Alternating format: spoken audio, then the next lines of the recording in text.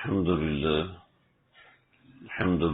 نحمده ونستعينه ونستغفره ونعوذ بالله من شرور أنفسنا ومن سيئات أعمالنا من يهده الله فلا مضل له ومن يضلله فلا هادي له ونشهد أن لا إله إلا الله ونشهد أن محمدا عبده ورسوله أما بعد فأعوذ بالله من الشيطان الرجيم بسم الله الرحمن الرحيم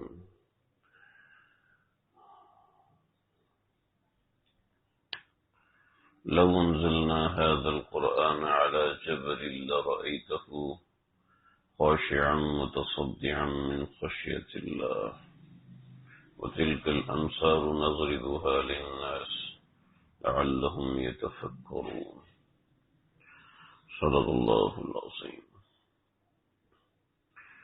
پیارے آقا صلی اللہ علیہ وسلم نے ایک بات ارشاد فرمائی ہے، ایک منٹ سمجھ نہیں آئے گا،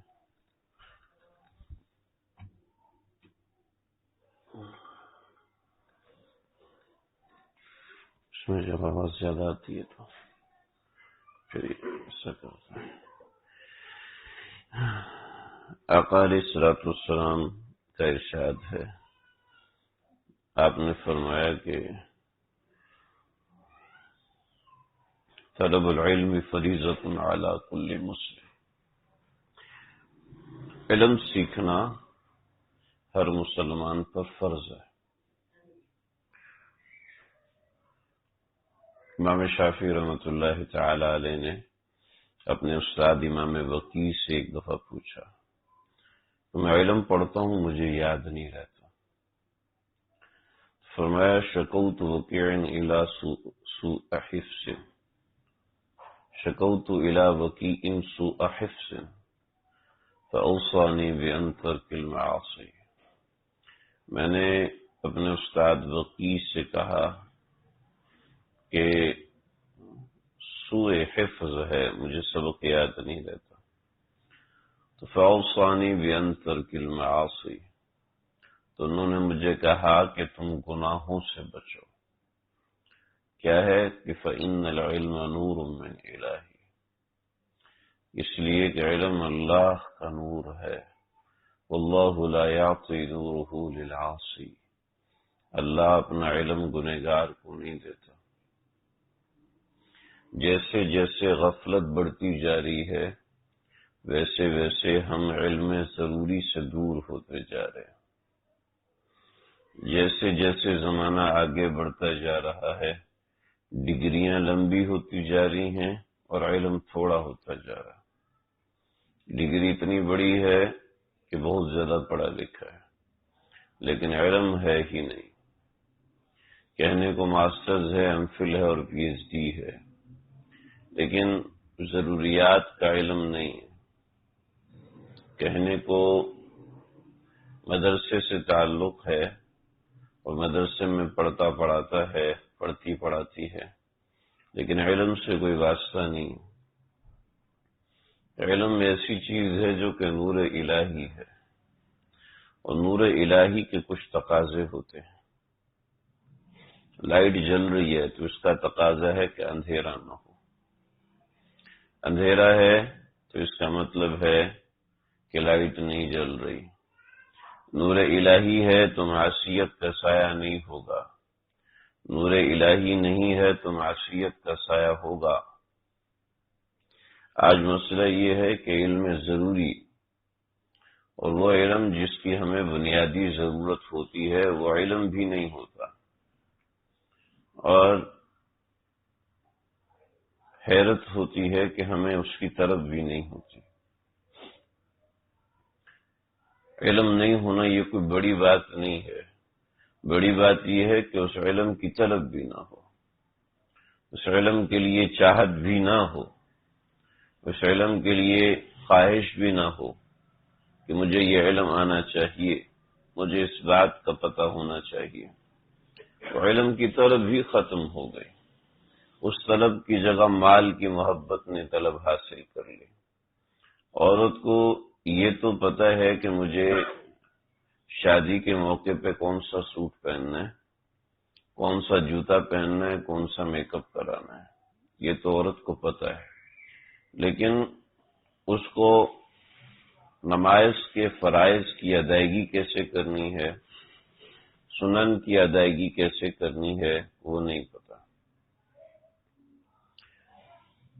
روز مرہ کی بنیاد پر اس طرح کے مسائل آتے ہیں کہ آدمی سر پکڑ کے بیٹھ جائے۔ فخر کی بات نہیں ہے، بس اتنی سی بات کہنا چاہتا ہوں کہ پہلے زمانے میں یہ علم بنیادی ہوتا تھا۔ بند ہو گیا، ہم کریں۔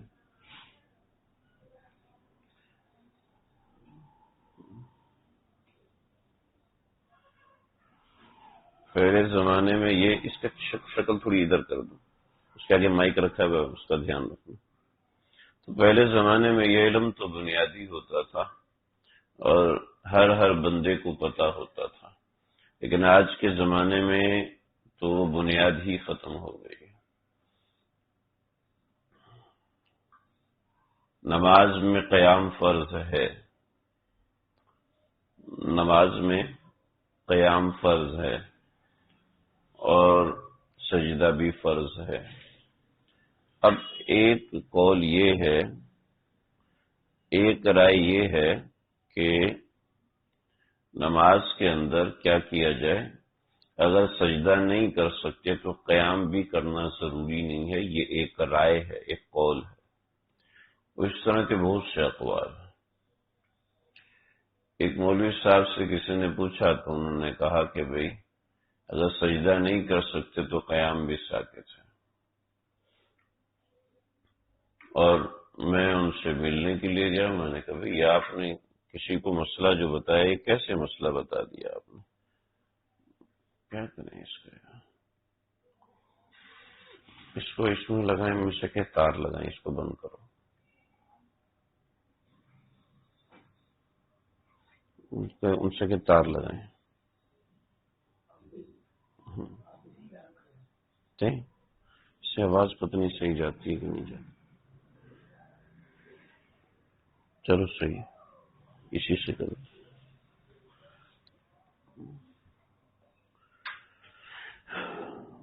ہاں تو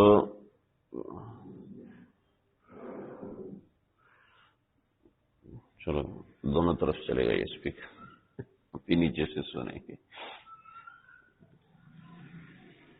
تو اب مسئلہ یہ ہے کہ میں ان کے پاس گیا تو انہوں نے کہا مجھے یہ خود عذر پیش آیا اور اس عذر کی وجہ سے میں بھی ایسے ہی نماز پڑھتا ہوں۔ میں نے کہا حضرت یہ جو آپ نے قول پڑھا یہ کون سی کتاب میں پڑھا ہے؟ یہ فلاں کتاب میں پڑھا ہے۔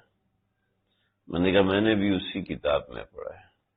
اس کتاب کو کھولا اور جب میں نے دکھایا تو اسی کتاب میں آگے لکھا تھا کہ یہ قول مفتابی ہی نہیں ہے۔ مفتابی کا مطلب ہے یہ فائنل فیصلہ نہیں ہے، یہ بھی کسی بندے نے کہہ دیا۔ میں نے کہا اوف خدایا، میں تو اتنے عرصے سے ایسے ہی پڑھ رہا ہوں، لوگوں کو بھی یہ بتاؤ۔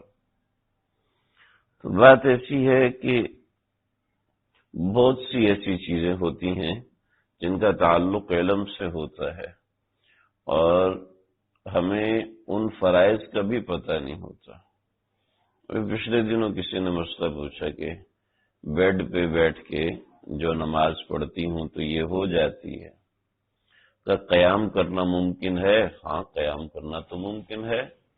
جب قیام کرنا ممکن ہے تو بیڈ پہ بیٹھ کے آپ فرض کیسے آپ کا ساکت ہو جائے گا؟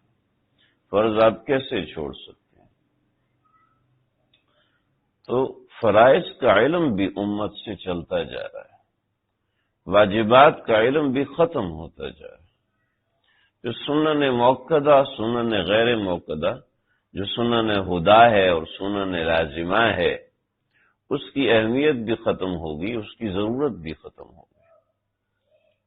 جب کسی شخص کا سنت پہ عمل نہیں،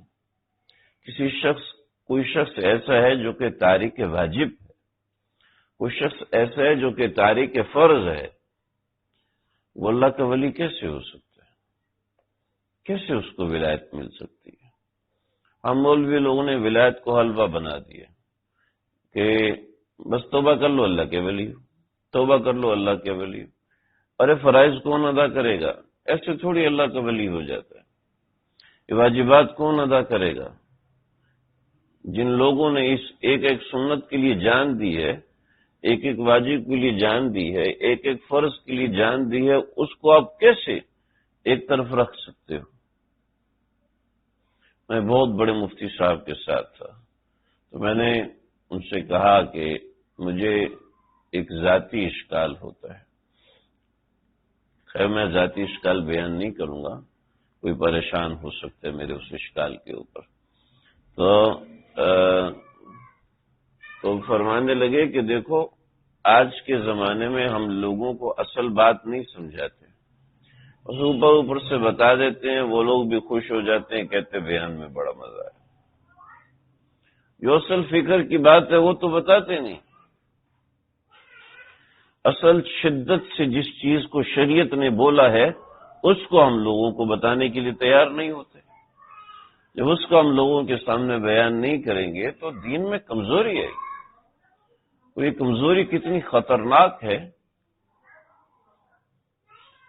عورت ہے، اس کو صحیح طریقے سے پاکی آئی ہی نہیں، وہ عمرے کے چکر پہ چکر لگا رہی، کہہ رہی جی میں نے 10 طواف کر لیے، میں نے 15 طواف کر لیے، حالانکہ اس کو اپنی پاکی کا پتہ ہی نہیں۔ اس علم کو سیکھنا تو فرض عین ہے اس کے لیے، اس علم کو سمجھنا فرض عین ہے۔ ولی کیسے بن گیا؟ تاریک فرض۔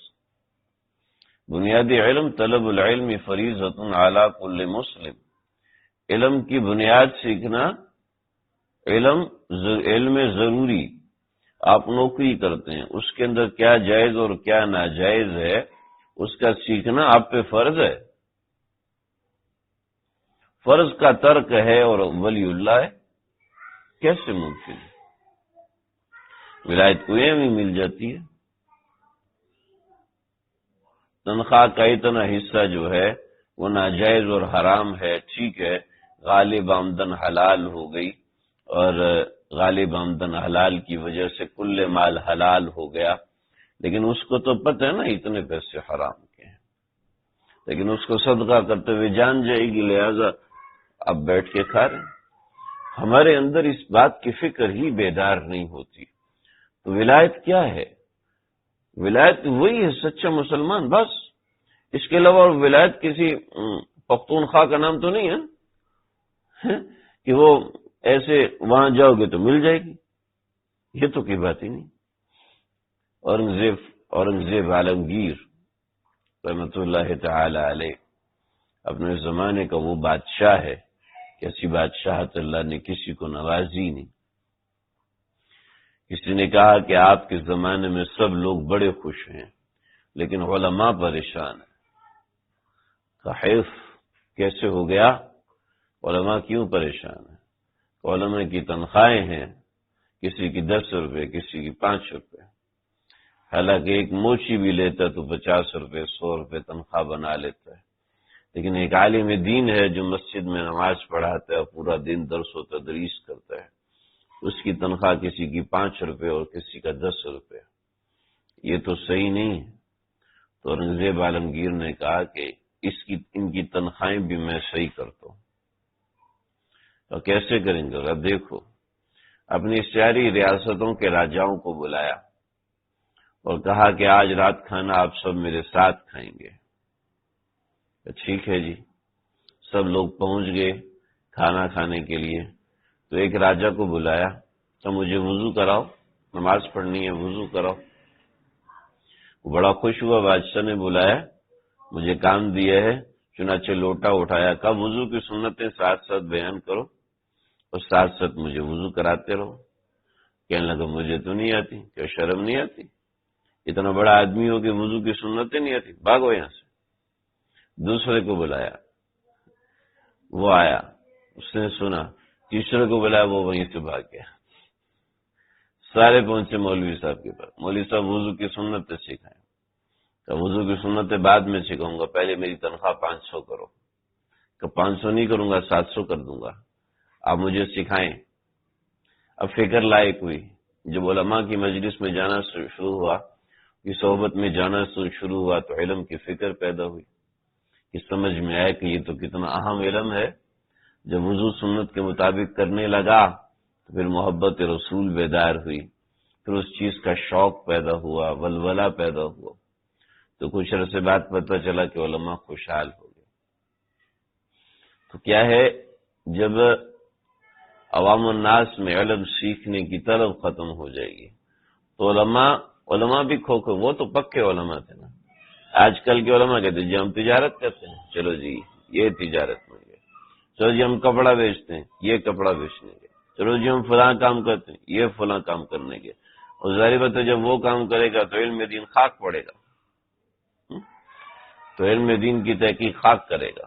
10 کتابیں دیکھنے کے بعد تو ایک مسئلہ بتا سکتے ہیں، تو جب ایسا کرے گا تو پھر آگے کیسے بڑھ سکتے ہیں؟ ظاہر بات ہے علم کی وہ چاشنی تو مل نہیں سکتی، تو وہ بھی تجارتوں میں لگ جاتے ہیں۔ وہ بھی کسی یونیورسٹی میں لیکچرار لگ جائے گا، وہاں جا کے اسلامیات پڑھائے گا، وہاں جا کے ترجمہ پڑھائے گا، مدرسے میں پڑھائے گا تو ملے گا 6,000، وہاں پڑھائے گا تو ملے گا 60,000۔ تو 60,000 چبھتے ہیں کیا مولوی کو؟ تو کیا ہے، آج طلب علم نہیں کہ فرائض کا علم بھی ختم ہو گیا۔ وضو کے فرائض کیسے پورے کرنے ہیں پوچھو نوجوانوں سے، نہیں آتے۔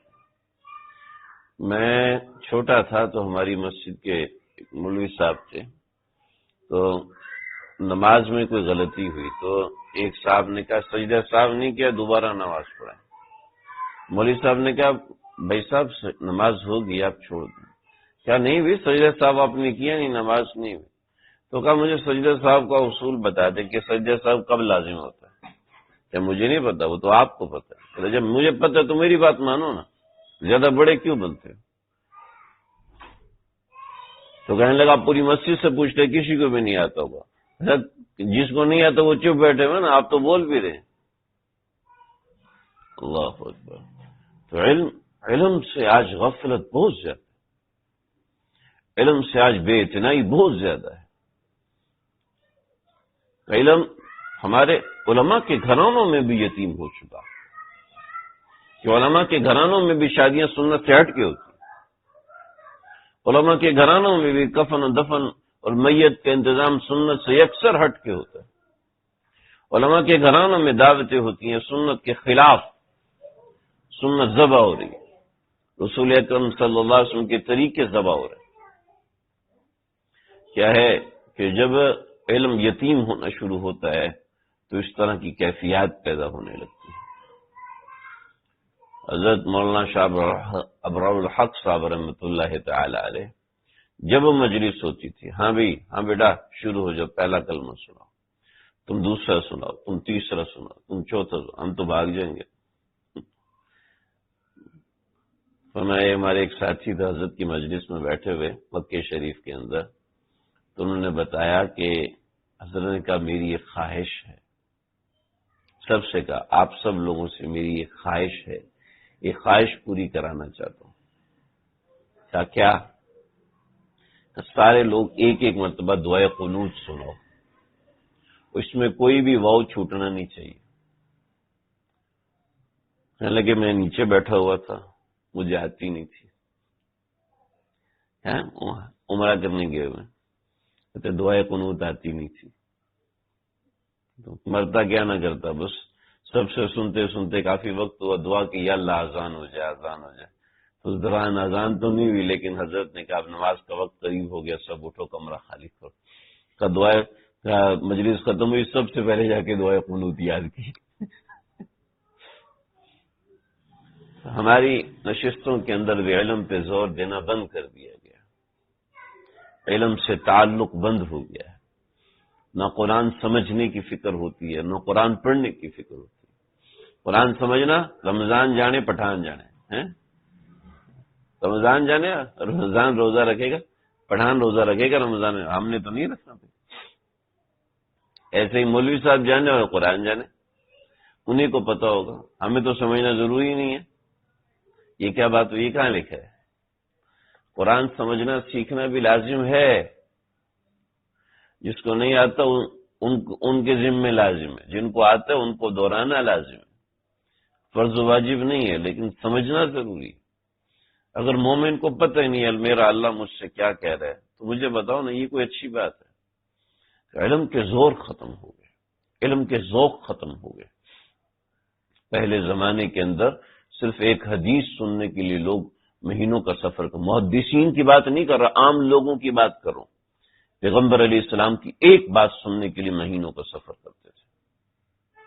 حضرت ابو ذر غفاری رضی اللہ عنہ بیٹھے ہوئے، حضرت ابو دردہ رضی اللہ عنہ بیٹھے ہوئے، تو ایک شخص آیا شام سے، اور شام سے پہنچا ہے حضرت ابو دردہ کے پاس، تو کہنے لگا کہ یا حضرت آپ ابو دردہ ہیں؟ کہا جی میں ابو دردہ ہوں۔ کہا میں نے سنا ہے کہ آپ ایک حدیث سناتے ہیں کہ من سئل عن علم علمه ثم كتمه الجم يوم القيامة بلجام من نار، ایک اور من سلك طريقا يلتمس فيه علما سهل الله له طريقا الى الجنة، کہ کوئی شخص من سلك طريقا، کوئی کسی راستے پہ چلا، کوئی شخص کسی راستے میں چلا اور یلتمس فیہ علما، اس کے اندر اس نے کچھ سیکھنے کا، دین سیکھنے کا، علم سیکھنے کا ارادہ کیا، فسہل اللہ لہ طریقا الی الجنہ، اللہ اس کے لیے جنت کا راستہ کھول دیتے ہیں، جنت کا راستہ آسان فرما دیتے ہیں۔ تو کہا کہ واقعتاً یہ اللہ کے نبی نے فرمایا؟ کہ جی میں نے خود اپنے کانوں سے سنا ہے، پیارے آقا صلی اللہ علیہ وسلم نے اس بات کو ارشاد فرمایا کہ پھر اٹھے، اونٹنی پہ بیٹھے اور واپس جانے لگے، تو ابو دردہ اٹھے کہ کہاں سے آئے؟ کہا شام سے آیا تھا۔ تو کیوں آئے تھے؟ کہ بھئی یہی حدیث آپ سے سننے آیا تھا، مجھے کسی نے کہا کہ ابو دردہ نے یہ بولا ہے، میں نے کہا ابو دردہ کہاں ہیں؟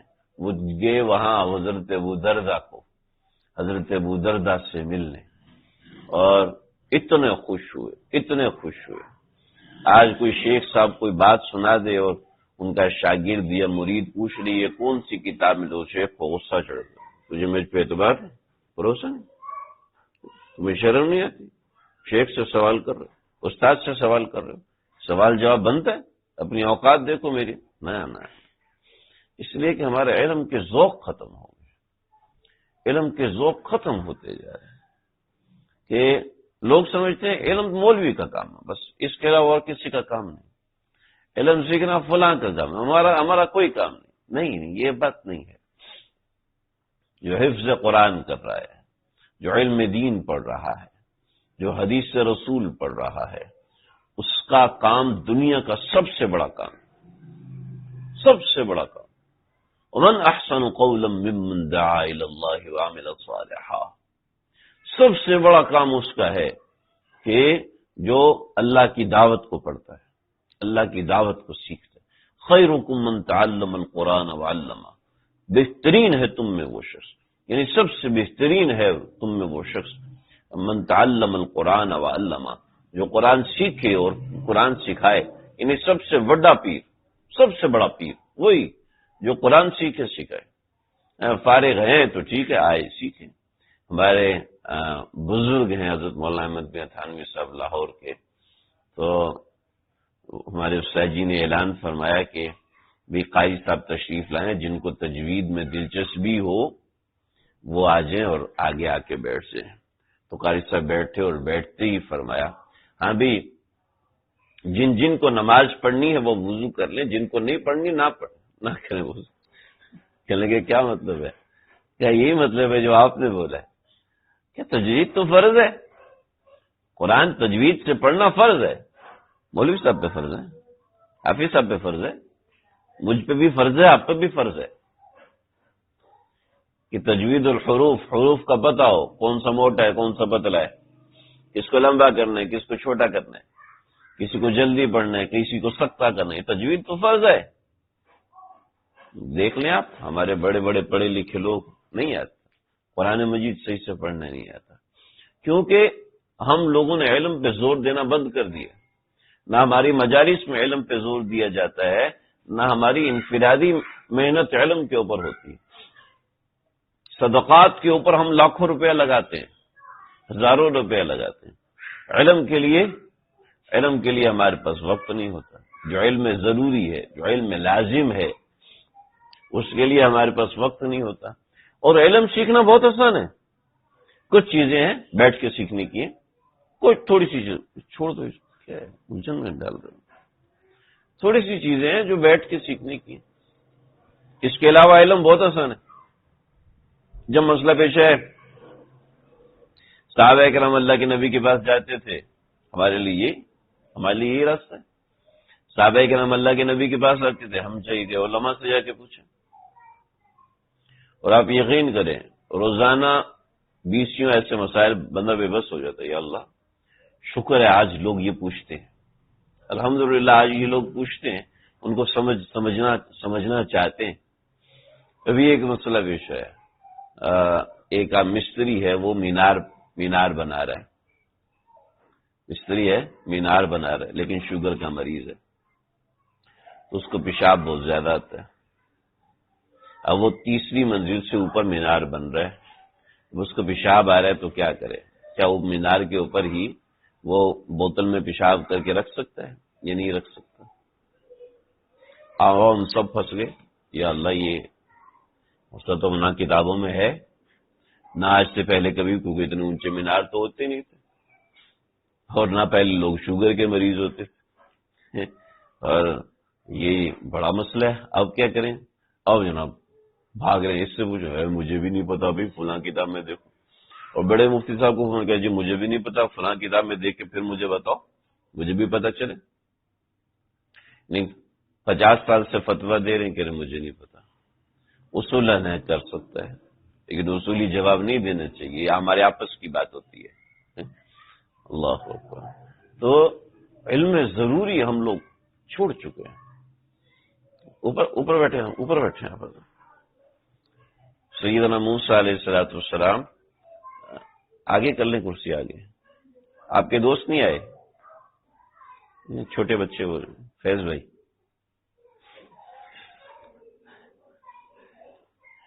ہم نے پچھلی دور ٹافی دے تو ہم نے کہا فیض بھائی کو بھی دو، بھی چھوٹے سے بچے کہنے لگے میں 2 لوں گا بھائی۔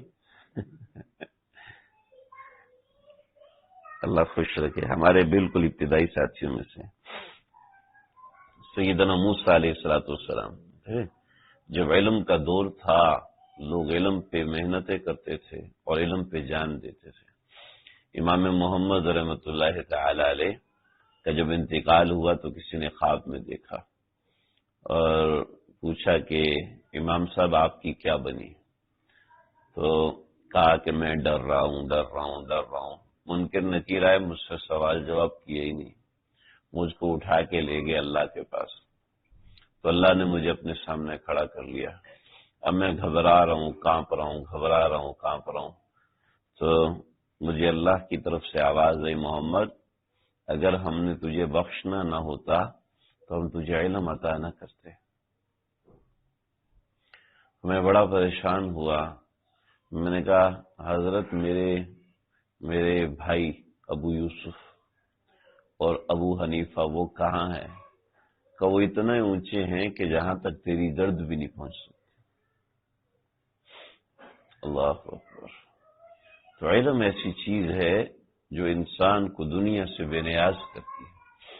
علم، میں نہیں کہہ رہا کہ انسان وقت کا امام بنے، لیکن بنیادی علوم انسان کے پاس ہو، جو ضروری علم ہے اس کی فکر ہو، اس کی طلب ہو۔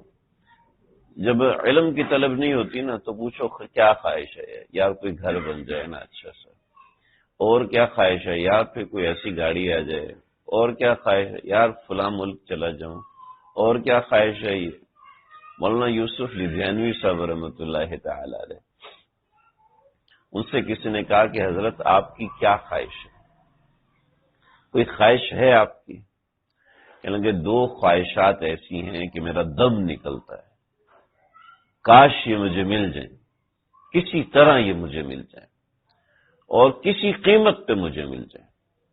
اب شامزئی صاحب جیسے لوگ جن کے شاگرد ہوں، اتنا بڑا شخص ہو، شیخ اسامہ جن سے مشورے کرتے ہوں، اتنا بڑا آدمی اسامہ بن لادن، تو اتنا بڑا انسان، تو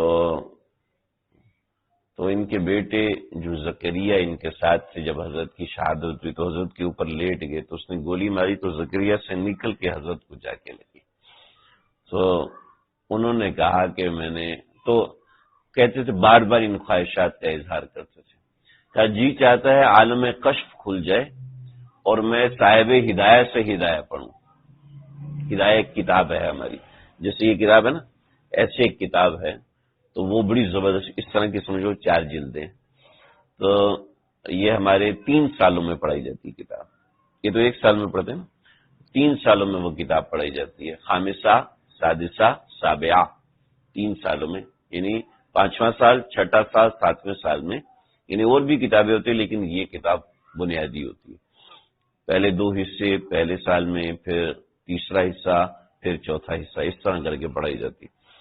تو کیا میرا جی چاہتا ہے کہ ہدایہ میں صاحب ہدایت سے پڑھوں، تو ہدایہ بڑی، جب انسان علم کے اندر زور لگاتا ہے پھر علم اس کو اپنا مزہ بھی دیتا ہے۔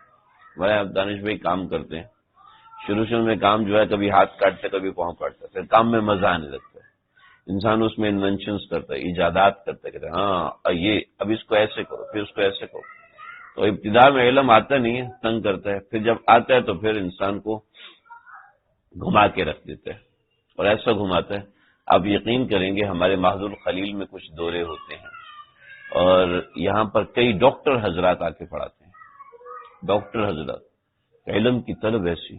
اور پچھلے سال میں اس دورے میں شریک تھا، اب یقین کیجئے علماء ایک طرف ہو گئے، وہ جو ڈاکٹر صاحب بیٹھے، یقین کیجئے 8 بجے بیٹھے، وہ 12:30 بجے تک بول رہے تھے، اور مجال ہے کہ کوئی بندہ اپنی جگہ سے ہلاؤ، کہ بنیادی طور پہ ڈاکٹر تھے، پھر انہوں نے علم پڑھا، اور علم پڑھنے کے بعد وہ بتا رہے تھے کہ یہ ہمارے کھانوں میں جلیٹن کا کیا کردار ہے، اس میں حلال جلیٹن ہوتی ہے، حرام جلیٹن ہوتی ہے، جو کہ معمر تھے، کوئی 55-60 سال ان کی عمر تھی، دنیا کا تجربہ تھا اور علم کی گہرائی تھی، لیکن اللہ تعالیٰ یعنی علم نظر آتا ہے۔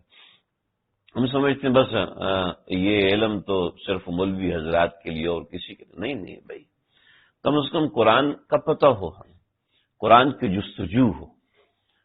میں نے ایک ہماری مسجد میں بابا جی ہیں، اور ان کو میں نے اس کام پہ لگایا، میں نے کہا میں کیا کروں، میں نے کہا بھائی آپ قرآن کا ترجمہ پڑھیں، اس کو سیکھیں، جہاں آپ کو پریشانی ہو مجھے بتائیں۔ اب وہ بیٹھ جاتے تو میں کہتا میرا گھنٹہ گیا، وہ اتنی بات بھی، اس آیت میں یہ، اس آیت میں یہ، اس آیت میں یہ، اس آیت میں یہ، اس آیت میں یہ، میں کہا بابا جی بالکل صحیح چل رہے ہو، صحیح رفتار میں جا رہے ہو۔ تو کئی دفعہ ناراض ہو جاتے، مجھے ٹائم نہیں دیتے، بابا جی آپ پورے ہفتے کا مطالعہ میرے اوپر نکال رہے۔ تو یہ انسان کو فکر پیدا ہو، اور کہنے لگا کہ میں پورے سال میں ایک قرآن ختم کرتا ہوں، اور ابھی کہتے ہیں میں 20 دن میں ایک ترجمے کے ساتھ ختم کرتا ہوں۔ ذوق، جب انسان کو علم کا ذوق ملتا ہے پھر وہ کسی کو پیچھے نہیں رہنے دیتا، وہ آگے نکلتا ہے۔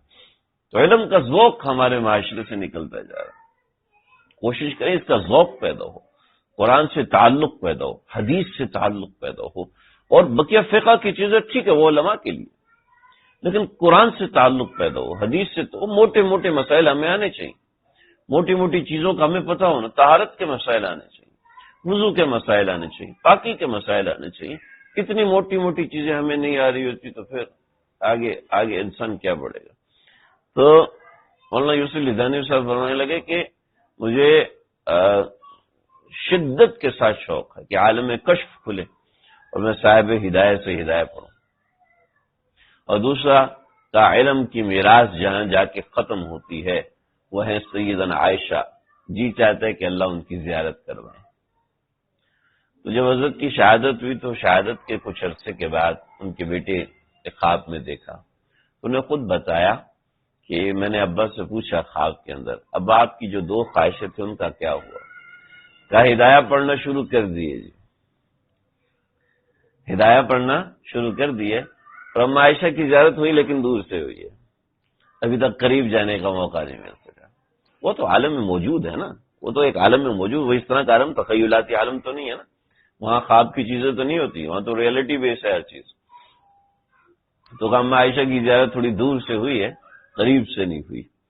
تو مرنے کے بعد بھی علم کا ذوق کبھی ختم نہیں ہوتا، علم کا ذوق ہی ایسا ہے، علم کا جوش ہی ایسا ہے، یہ ایسی چیز ہے۔ امام ابو حنیفہ سے کسی نے پوچھا کہ دنیا میں کوئی ایسی چیز ہے جو جنت کی طرح ہو، کوئی ایسی چیز جو کہ جنت کی مثال ہو، کہ وہ چیز دنیا میں ہے لیکن مثال جنت کی ہے۔ کیوں؟ کہ جنت میں آپ آم کھاؤ گے تو جتنا آم کھاؤ گے اتنا زیادہ بڑا ہو جائے گا، آپ قورمہ کھاؤ گے، ٹھیک ہے، اور وہ ختم نہیں ہوگا، دوبارہ پلیٹ میں آ جائے گا، جتنا کھاؤ گے بڑھتا جائے گا، جتنا کھاؤ گے بڑھتا جائے گا۔ ادھر سے آپ پھل توڑ کے کھاؤ گے، دوبارہ وہاں پھل لگا ہوا ہوگا۔ ایک درخت کے پاس جاؤ گے، کہو گے کہ میں نے اس طرح کے کپڑے پہننے ہیں، آپ کے کپڑے وہاں چلے جائیں گے، وہاں کے کپڑے یہاں پہ آ جائیں گے، اور درخت آپ کو دکھائے گا ابھی یہ ہے، آپ ان کو ٹرائی کرو، آپ پہن کے دیکھو گے، آپ کو پتہ نہیں آپ کے جسم پہ آ جائیں گے، چٹکی بجانے کے وقت کے اندر آپ کے جسم پہ آ جائیں گے اور دوسرے کپڑے چلے جائیں گے۔ اور ایک وقت میں انسان کئی سوٹ پہنے گا، کئی جوڑے پہنے گا ایک وقت کے اندر، وہ کیسے پہنے گا پتہ نہیں، کس طریقے سے ہوگا۔ ہمارے استاد جی فرماتے تھے کہ پتہ نہیں، شاید جیسے ہم دنیا کے اندر کوئی رنگ ساز رنگوں کا کمبینیشن بناتا ہے تو شاید وہاں پر کپڑوں کا کمبینیشن بنے گا۔ پھر ایک چھوٹی سی مثال سمجھ میں آتی کہ ایک تو ہم قمیض پہنتے ہیں، اس کے اوپر ویسٹ کوٹ پہن لیتے ہیں، ٹھیک، اس کے اوپر کچھ اور بھی پہن لیتے ہیں بازو کے اندر، اس کے اوپر دلہا صاحب کچھ اور پہن لیتے ہیں، ٹھیک، وہ طرح طرح کی چیزیں، تو وہ خوبصورتی کا ذریعہ بنتی ہے۔ شاید جنت میں اس طریقے سے ہوگا، پتہ نہیں کیا کچھ ہوگا۔ تو جنت میں ہر چیز بڑھتی چلی جاتی ہے، جتنا استعمال کرو اتنی بڑھتی ہے۔ فرمایا علم جتنا استعمال کرو بڑھتا جاتا ہے، جتنا استعمال کرو بڑھتا ہی چلا جاتا ہے، ختم ہونے کا نام نہیں لیتا۔ جتنا حاصل کرو مزید آتا ہے، جتنا حاصل کرو مزید آتا ہے، کسی جگہ پہ جا کے رکتا نہیں۔ تو امت کا یہ حال ہو چکا ہے کہ فرائض کا علم نہیں رہا۔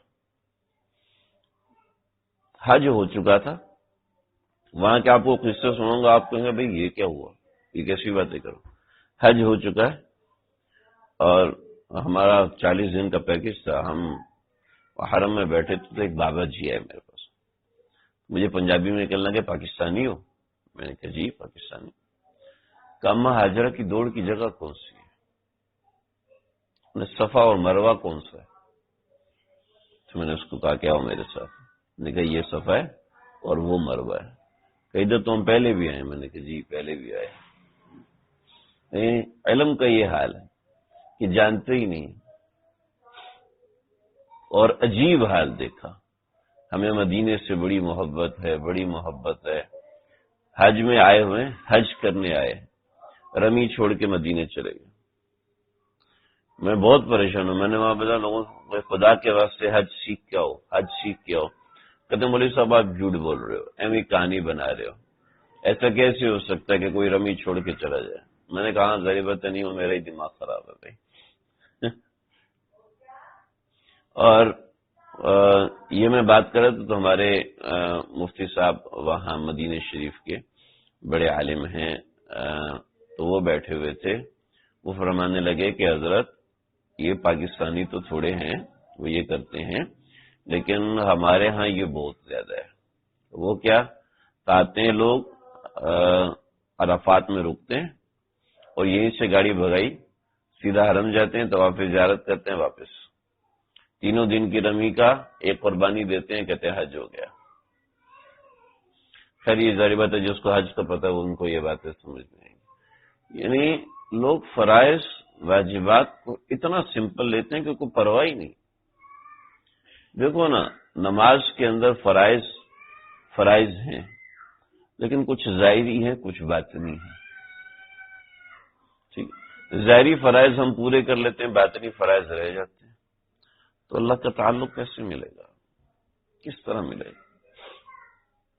ان چیزوں کی طلب ہمارے اندر ہونا بہت ضروری ہے کہ ہم لوگ علم ضروری سے کی طرف توجہ ہی نہیں کرتے.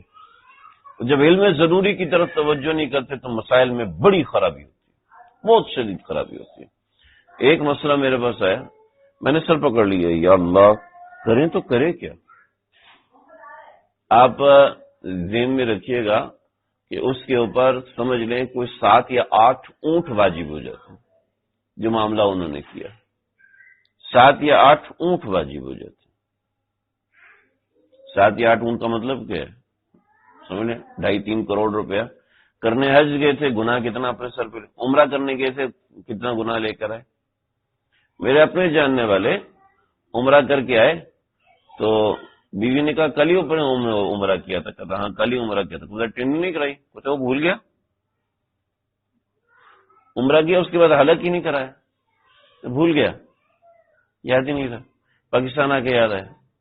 اب کیا کروں؟ پوچھا میں نے کہ بھائی 2 دم دو بھائی، وہ بھی وہیں پہ دینے پڑیں گے. یہاں تو دینے کا سوال ہی نہیں.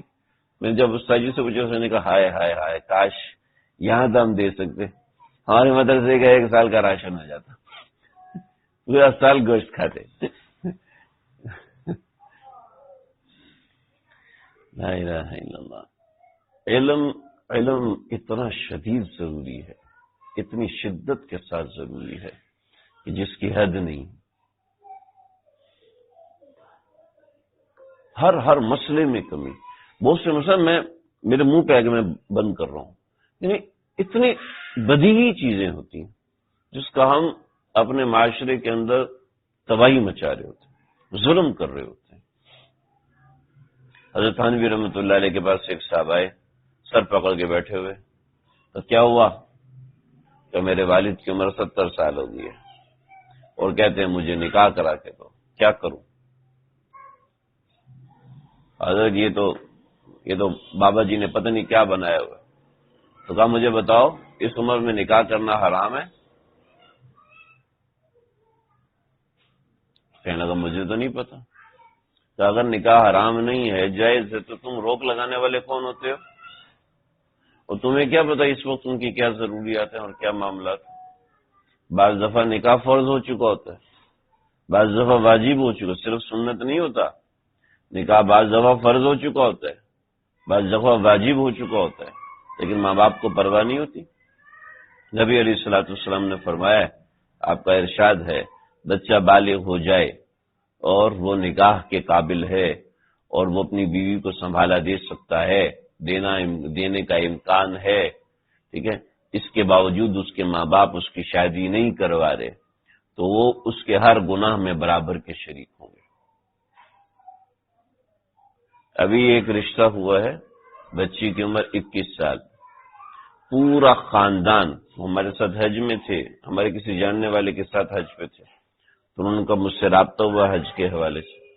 انہوں نے کہا جی بچی کا رشتہ آیا اور سب کہہ رہے ابھی تو چھوٹی بچی ہے تو ابھی اس کی شادی کیوں کر رہے؟ خاندان والے چونکہ دین کی نسبت پتہ نہیں، دین کی نسبت نہیں، تو میں ان کو بتایا ابھی میں نے نکاح پڑھایا ماشاءاللہ سے. لڑکی کی عمر 42 سال ہے، لڑکے کی عمر 37 سال ہے. 42 سال کی عمر میں جا کے شادی کرنی ہے؟ اب وہ ڈسیبل سے شادی کر رہی ہے، کیا شادی تو کرنی، اور تنخواہ تو 2.5 لاکھ کماتی ہوں لیکن زندگی نہیں، ان پیسوں کا کروں گا تو کروں کیا؟ اب 42 سال کی عمر میں جا کے جو اولاد ہوگی وہ کیسی اولاد ہوگی؟ سمجھتے نہیں ہیں. دین ہماری فطرت کے مطابق اترا ہے، اس کے مطابق جب علم نہیں ہوتا اور جب علم نہیں ہوتا تو کوئی منزل نہیں ملتی، علم نہیں ہوتا تو کوئی راستہ نہیں ملتا. حضرت موسیٰ علیہ السلام کے پاس علم کی کمی ہوگی.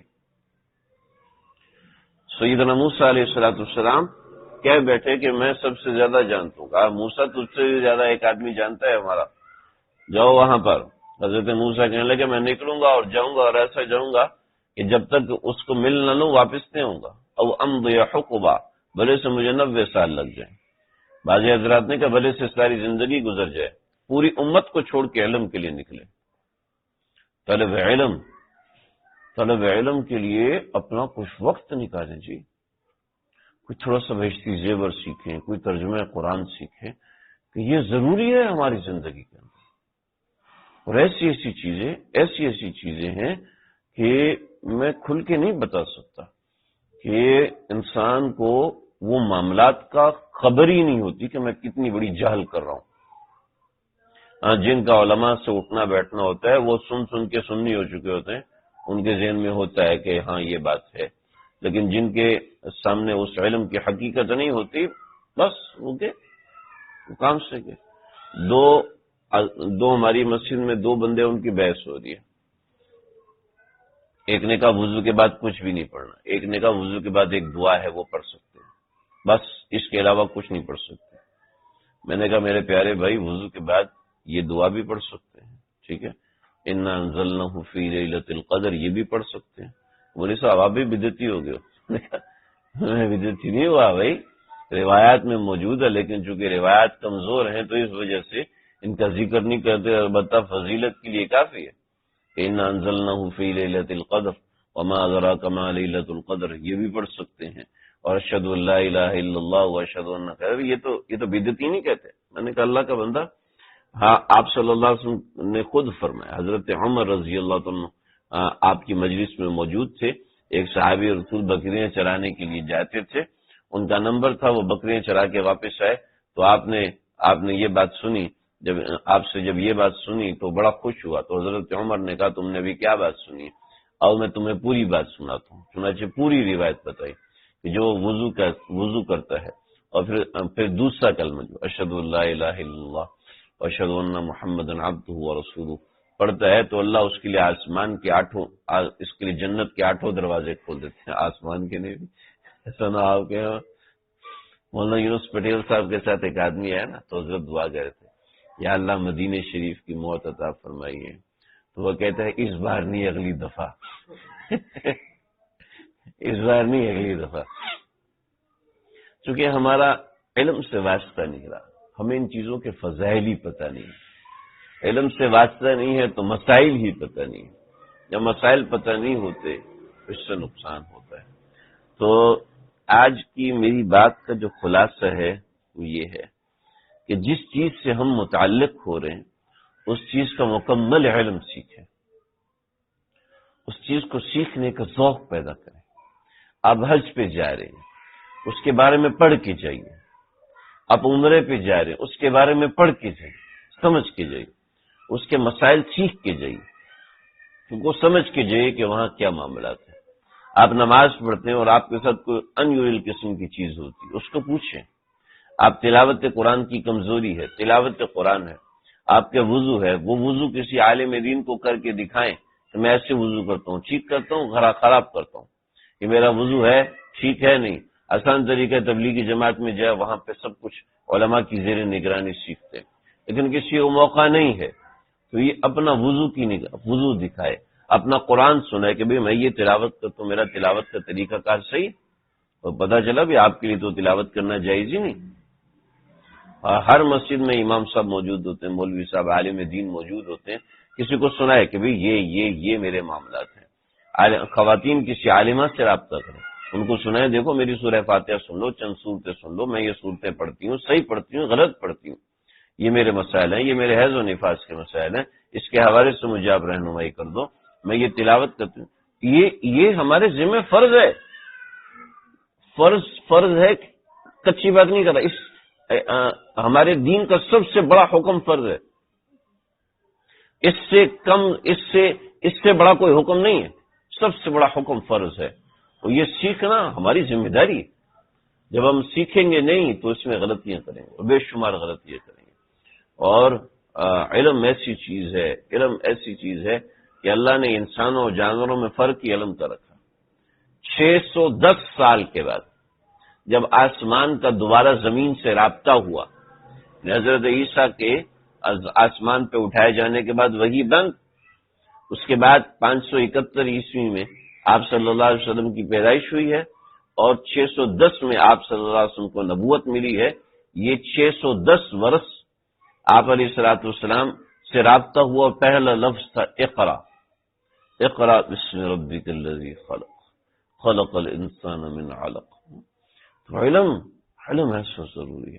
پہلے زمانے میں تو بادشاہ بھی ایسے ہوا کرتے، ان کے شہزادے بھی ایسے ہوتے تھے جو اپنے بچوں کو علماء کی مجلسوں میں بھیجتے تھے. مسجد کے بعد نماز کے بعد درس حدیث ہوا، عالم دین نے 3 حدیثیں سنائی.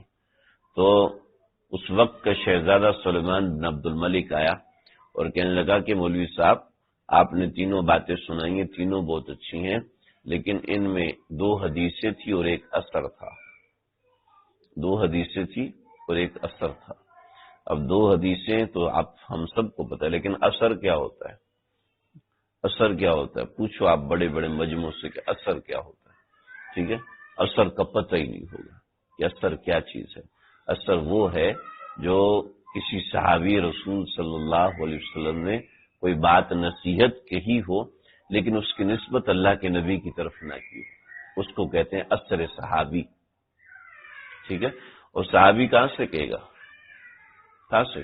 غریب بات ہے، اس نے اللہ کے نبی سے سنا ہوگا لیکن اس کو حدیث نہیں کہہ سکتے، اس لیے کہ انہوں نے نسبت اللہ کے نبی کی طرف کی نہیں ہے، اس وجہ سے اس کو حدیث نہیں کہیں گے لیکن اس کو اثر کہیں گے. لیکن اس نے پکڑ لی. اب یہ ہے نماز کے اندر ہمارے ایک مولوی صاحب نے نماز پڑھائی اور مغرب کی نماز، اور مغرب کی نماز پڑھا کے فارغ ہوئے تو ایک دیہاتی آیا، کہنے لگا کہ مولوی صاحب آپ نے نماز تو خلاف سنت پڑھائی. کہنے لگا کہ وہ کیسے؟ کہ ہم نے تو سن رکھو کہ مغرب اور عصر میں قصار مفصل سے پڑھا جاتا ہے. مغرب اور عصر میں قصار مفصل سے پڑھا جاتا ہے اور آپ نے کہیں اور سے پڑھا. کہنے لگے مجھے بڑی خوشی ہوئی. تو میں نے ان سے کہا کہ میاں جی صحیح سن رکھو مگر ادھورا سن رکھو. یہ ان کے الفاظ ہے اس لیے دوہرا رہا. ادھورا سن رکھو. کیا ادھورا سنو؟ کیا کہیں اور سے پڑھ لیا جائے اسی کے برابر تو اس کو وہ بھی قصار مفصل میں سے ہوتا ہے. تو اب قصار مفصل ہے تو میں نے پوچھا بھائی قصار مفصل کیا ہے؟ تو کہتے ہیں وہی اذا زلزلت الارض زلزالها. وہ میمن تھے تو اذا زلزلت کو پڑھتے اذا زلزلت، تو ان کو پڑھا رہے تھے من ذا الذی یشفع، تو کہتے ہیں من جل جی یشفع. تو میں بھی ایک میمن کو پڑھاتا ہوں نا فجر کے بعد، تو وہ بھی زا میں پھنس جاتا ہے، بڑا مشکل سے نکالنا پڑتا. تو انہوں نے بہت زور لگایا، تو کہتا ہے بیٹا یہ من جل جی نکلے گا، جو مرضی کر لیں. اللہ اکبر. تو والعادیات سے لے کے والناس تک جتنی صورتیں ان کو قصار مفصل کہتے ہیں. اب پوچھو آپ بڑے دیندار میں قصار مفصل کیا ہوتا ہے؟ کوئی نہیں آپ کو بتائے گا. اللہ اکبر. تو علم کا دور ختم ہو گیا اور جس چیز کے اوپر محنت ختم ہو جاتی ہے نا اس کا دور بھی ختم ہو جاتا ہے. وہی علم کے اوپر زور لگائے، علم کے اوپر کام کریں. میں اپنے دیندار دوست جو میرے دیندار دوست کاروبار کرتے ہیں ان کے کئی لوگوں کے دفتروں میں جا کے بیٹھا ہوں کہ بھائی جو کام کر رہے ہو نا، جو کام کر رہے ہو یہ مجھے لکھ کے دے دو اور میں آپ کے ایک ایک کام کے اوپر آپ کو فتویٰ تیار کر کے دیتا ہوں، یہ جائز ہے یہ ناجائز، یہ جائز ہے یہ ناجائز. بھائی اپنے کاروبار کے حوالے سے اپنے یہ جو تم کام کر رہے ہو اس کے حوالے سے دیکھو کہ کیا حلال اور کیا حرام. لیکن ظاہر بات ہے فکر ہوگی تو پھر وہ کریں گے، فکر نہیں ہے تو کبھی بھی نہیں کریں گے. تو دیکھو بھائی یہ فکر جب پیدا ہوگی جب علم دین سے تعلق ہوگا.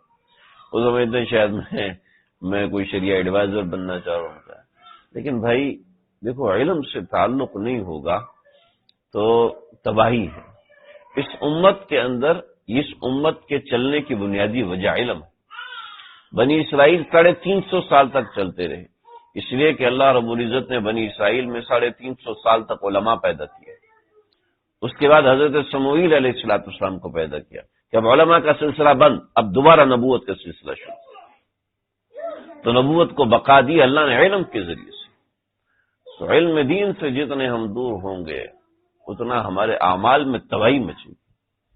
یہ تو کھڑا ہوا ہے ہمارے استاد جی حضرت مولانا عبدالقیوم صاحب دامت برکاتہ آغا تشریف لے گئے یہاں سے، تو حضرت نے مجھے ایک واقعہ سنایا۔ تو میں ہمارے علاقے میں ایک لڑکا تھا بڑا زاہد، بڑی عبادت کرتا تھا، بڑی عبادت۔ اس کو عبادت کا شوق اتنا چڑھا کہ وہ زیارت کی طرف کوئی جنگل تھا وہاں چلا گیا۔ تو اس کے بہن بھائی سارے پریشان، تلاش کرتے کرتے کرتے اس سے جا کے ملے۔ میں عبادت کروں گا کسی غار میں چھپ کے، جیسے اللہ کے نبی کرتے تھے۔ چلے گئے بیچارے اس کے پیچھے، وہاں جا کے دیکھو اس کے پاس سے بدبو بہت آ رہی۔ وہ کیا ہوا؟ اصل میں رات کا وقت تو چوہا آیا، جنگل میں چوہے تو اس طرح کی چیزیں ہوں گی نا، تو چوہا آیا تو مجھے ڈر لگا، میں نے جلدی سے پتھر اٹھایا اس کو مار دیا۔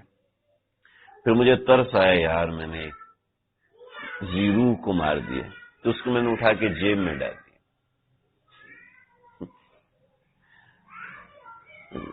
کیا کہ 2 مہینے کی نماز ہوئی اس کی؟ 2 مہینے کی نماز ہی نہیں ہوئی۔ کیا ہے کہ علم، ایک چھوٹا سا مسئلہ نہیں پتا تھا، ایک چھوٹا سا مسئلہ نہیں پتا تھا، بیڑا غرق ہو گیا۔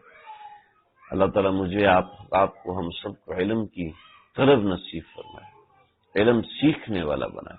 اور یہ کوئی مشکل نہیں ہے، بہت آسان ہے، اللہ تعالیٰ سمجھنے کی توفیق۔ صلی اللہ تعالی علیہ وسلم۔